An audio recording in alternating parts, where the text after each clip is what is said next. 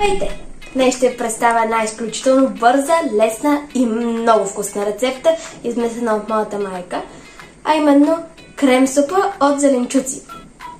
Тя е изключително полезна, много вкусна и лесна за приготвяне.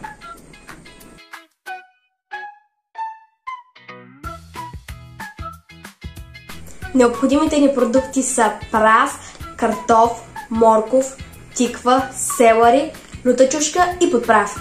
Йей! Нарязваме зеленчуците и ги слагаме в тенджера под налягане.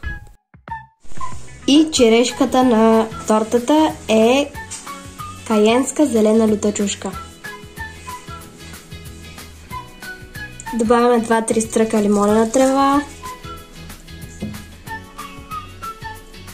2-3 стръка мащерка и 1 стрък планинска чорбица. Заливаме с морковен сок.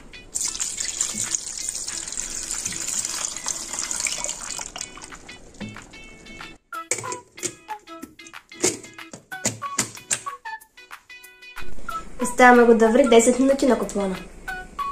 След като е готово, го пасираме.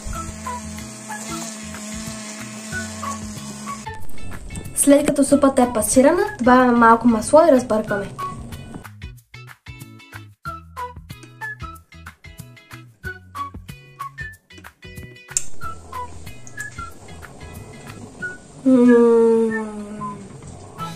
Това е много вкусно.